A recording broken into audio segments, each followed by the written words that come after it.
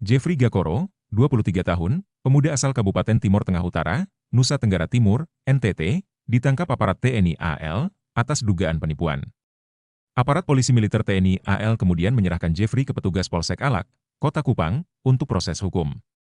Kita terima pelaku ini dari POM TNI AL pada minggu kemarin, kata Kapolres Kupang Kota Kombes Pol Aldinan Manurung, Senin, 30 September 2024. Kapolres mengatakan, Jeffrey mengaku sebagai perwira TNI AL berpangkat Letnan II, Letda. Ia diduga menipu seorang warga Kota Kupang berinisial RI, 45 tahun, dengan janji meloloskan putranya berinisial CAS, 18 tahun, dalam seleksi masuk sebagai anggota TNI AL. Kasus penipuan ini terjadi pada Senin 22 Juli 2024 lalu. Di Kelurahan Namosain, Kecamatan Alak, Kota Kupang. Saat itu, pelaku mengaku dapat membantu CAS untuk lolos seleksi dengan meminta imbalan sejumlah uang.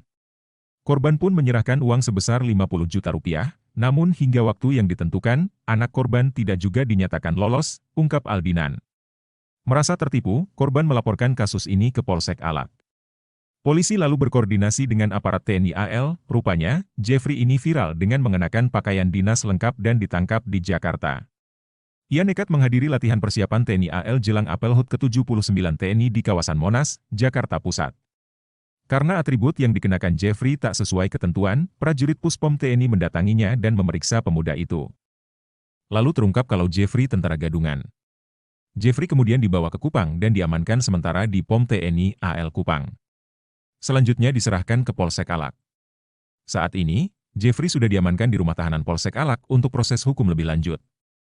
Aldinan pun mengimbau masyarakat agar selalu berhati-hati terhadap oknum-oknum yang mengaku dapat memberikan jalur khusus dalam proses seleksi masuk instansi tertentu, dengan meminta sejumlah uang.